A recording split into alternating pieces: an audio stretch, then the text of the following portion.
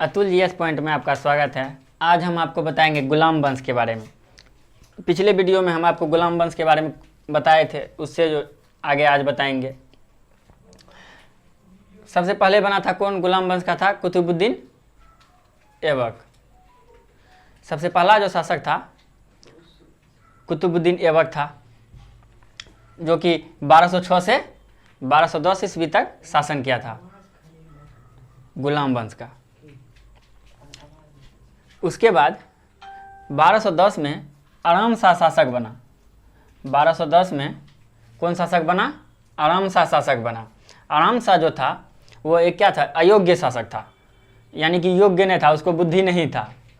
बकलेल जिसको कहते हैं, वही था कौन? कुतुबुद्दीन ऐबक का बेटा आराम शाह, जो कि 1210 ईस्वी में शासक बना। और 1211 ईस्वी में उसे क्या किया? इल्तुतमिश ने हटा दिया। इल्तुतमिश जो था वो कुतुबुद्दीन ऐबक का गुलाम था। इल्तुतमिश जो था वह कुतुबुद्दीन ऐबक का गुलाम था, इसलिए इसे क्या कहते हैं? गुलामों का गुलाम। कुतुबुद्दीन ऐबक को जो है ना, गुलामों का गुलाम कहा जाता है। इन्होंने क्या किया था? आराम शाह को हटा करके राजा बन गया। कौन? इल्तुतमिश। इल्तुतमिश कुतुबुद्दीन ऐबक का गुलाम था। उसके बाद 1215 के तराइन के तृतीय युद्ध में इन्होंने क्या किया था? यालदोज को हरा दिया। इन्होंने क्या किया? 1215 के तराइन युद्ध में इन्होंने क्या किया? यालदोज को हरा दिया। यालदोज को हरा दिया। मोहम्मद गौरी का 3 गुलाम था। कौन कौन? मोहम्मद गौरी का जो 3 गुलाम था, कुतुबुद्दीन ऐबक, यालदोज और कुबाजा, उसी में एक था यालदोज। जब कुतुबुद्दीन ऐबक की मृत्यु हो गई तो यालदोज सोचा कि हम राजा बनेंगे, लेकिन यहाँ पे क्या हुआ?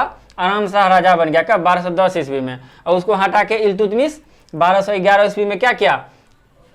राजा बन गया। तो उन्होंने क्या किया? यालदोज को 1215 के तराइन के तृतीय युद्ध में यालदोज को पराजित कर दिया और अपनी राजधानी को कहाँ पे स्थापित किया? दिल्ली में। इससे पहले गुलाम वंश की राजधानी कहाँ पे थी? लाहौर से, क्योंकि कुतुबुद्दीन ऐबक ने लाहौर से ही अपना शासन किया था। जब इल्तुतमिश शासक बना तो उन्होंने क्या किया? अपना राजधानी को लाहौर से दिल्ली हस्तांतरित कर दिया।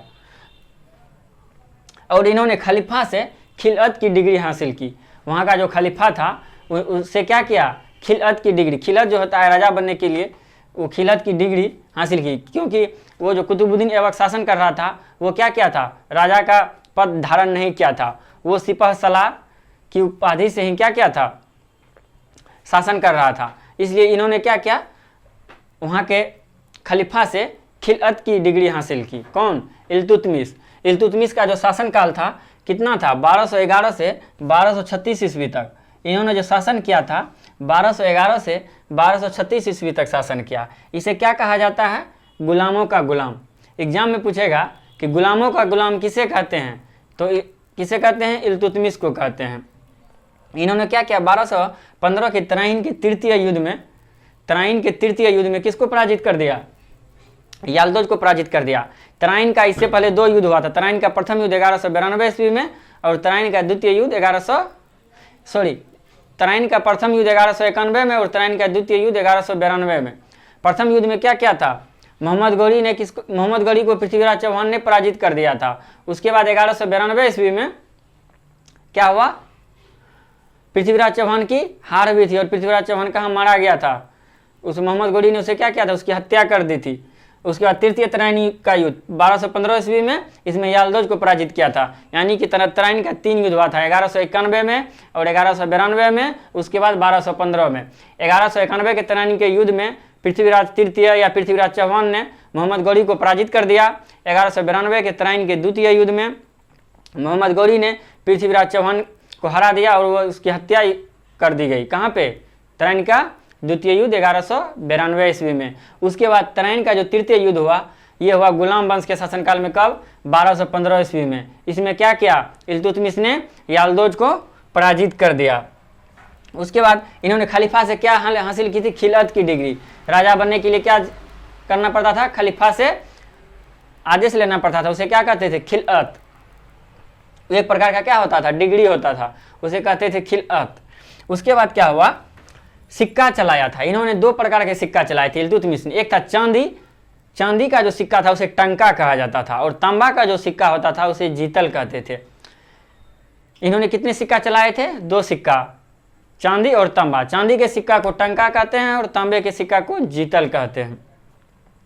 चांदी के सिक्का को क्या कहते हैं? टंका, और तांबे के सिक्का को जीतल। तांबे के सिक्का को जीतल कहते हैं। इन्होंने क्या किया था? इक्ता व्यवस्था चालू किया था। पूछेगा इक्ता व्यवस्था किसने चालू किया था? इल्तुतमिश ने चालू किया था गुलाम वंश में। इन्होंने क्या किया था? वेतन के बदले अपने अधिकारी को भूमि देता था, उसे क्या कहते थे? इक्ता व्यवस्था। इक्ता व्यवस्था के तहत भूमि दिया जाता था। क्या करता था? वेतन के बदले जो भूमि दी जाती थी उसे क्या कहते थे? इक्ता व्यवस्था के अंतर्गत। कौन देता था? इल्तुतमिश ने किया था। और इन्होंने क्या किया था? एक 40 दल का गठन किया था। इल्तुतमिश जो था, इन्होंने एक 40 तुर्क सरदार का एक संगठन बनाया, मंत्रिमंडल बनाया। उसे क्या कहा, किस नाम से जाना जाता है? 40 दल के नाम से जाना जाता है। एग्जाम में कहेगा 40 दल की स्थापना किसने की थी? तो इल्तुतमिश ने किया था। किसने किया था? इल्तुतमिश ने। किसकी स्थापना? 40 दल की स्थापना इल्तुतमिश ने।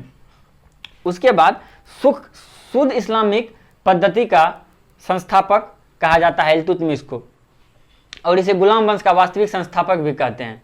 क्योंकि जब कुतुबुद्दीन ऐबक ने शासन किया था तो वो राजा की उपाधि पाकर शासन नहीं किया था। उन्होंने क्या उपाधि धारण किया था? सिपह सलार या मल्लिक, यानी कि जो राजा का करीबी होता है उसे क्या कहते हैं? सिपह सलार कहते हैं।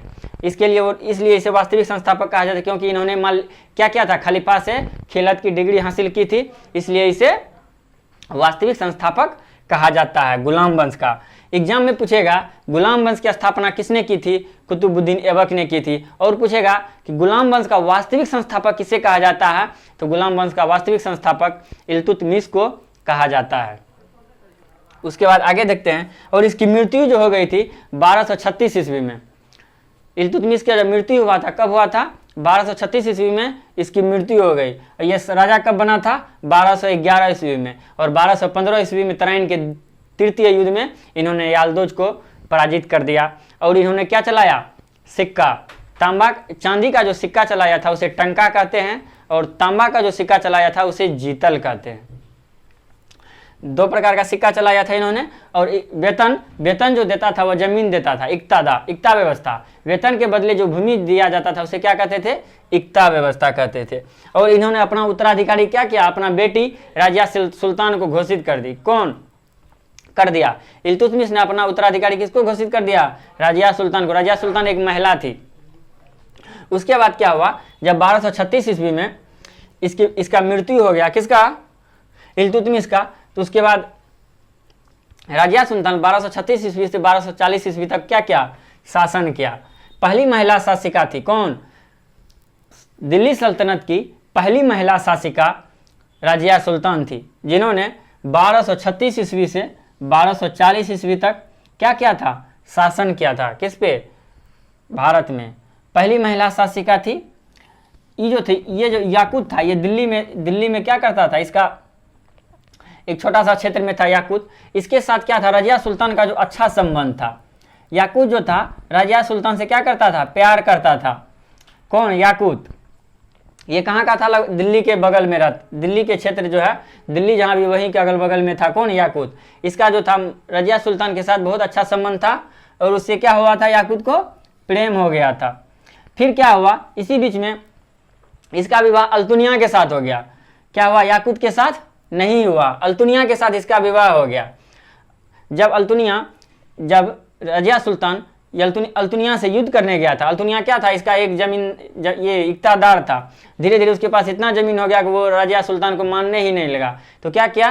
राजिया सुल्तान थी, यह युद्ध करने के लिए गया। किससे? अल्तुनिया से। जब देखी कि युद्ध में हार रहे हैं तो इन्होंने क्या किया? उससे समझौता कर लिया कि हम आपसे शादी कर लेते हैं।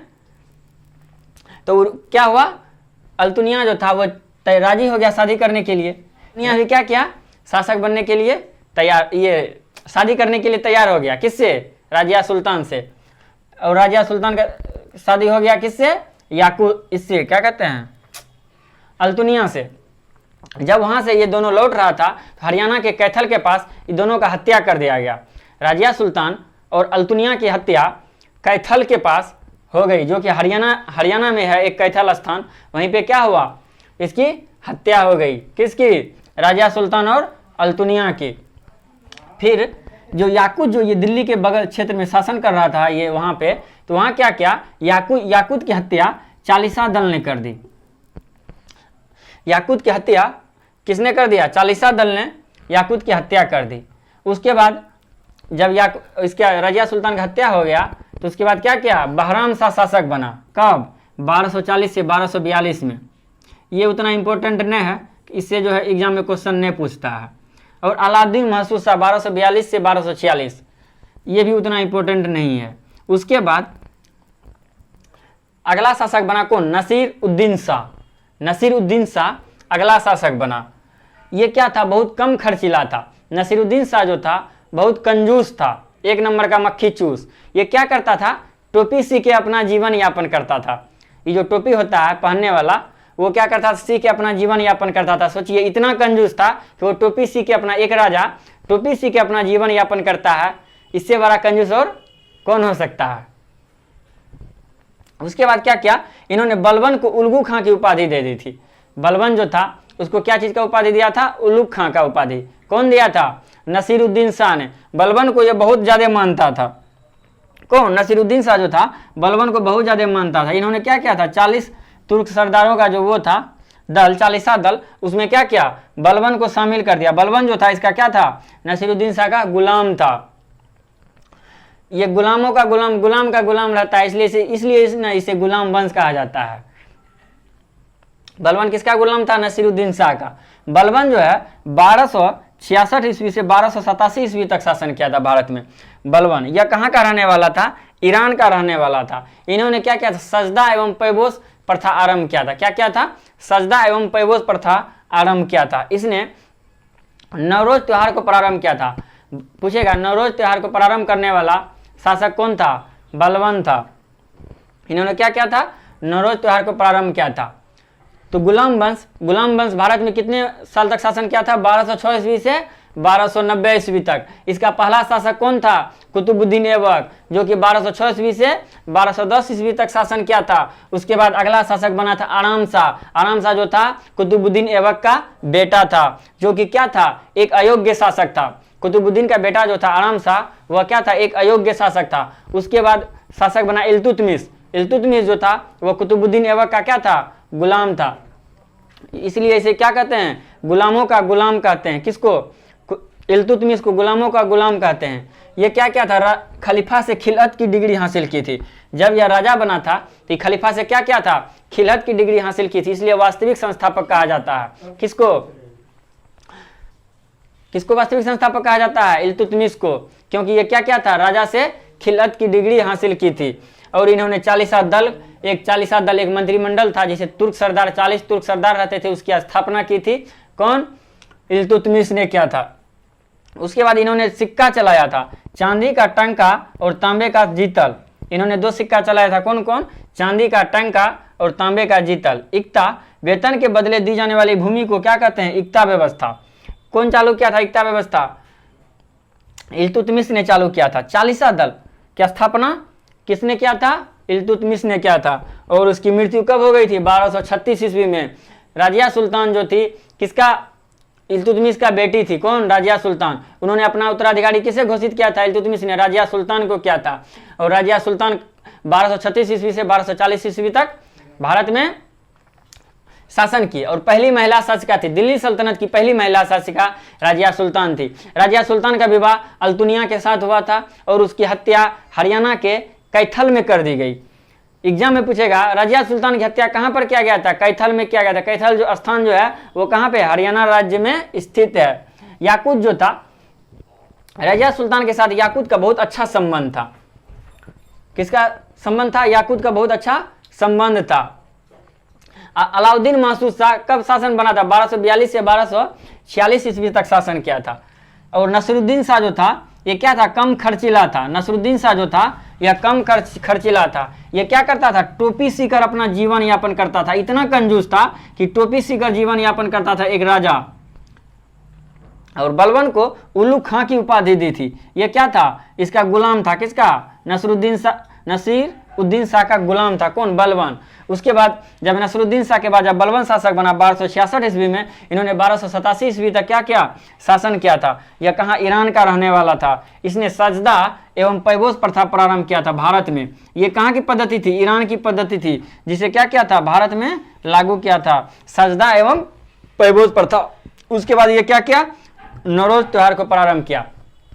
तो गुलाम वंश के प्रथम संस्थापक जो थे कुतुबुद्दीन ऐबक, जिन्होंने 1206 ईस्वी से 1210 ईस्वी तक शासन किया। उसके बाद आराम शाह 1210 से 1212 ईस्वी तक क्या था, जो कि एक अयोग्य शासक था। उसको हटा करके इल्तुतमिश 1211 ईस्वी में शासक बना, जो कि 1236 ईस्वी तक शासन किया। इन्हें क्या कहा जाता है? गुलामों का गुलाम कहा जाता है इल्तुतमिश को। इन्होंने क्या किया था? खलीफा से खिलत की डिग्री हासिल की थी। इन्होंने 2 सिक्का चलाया था, चांदी का टंका, तांबा का जीतल।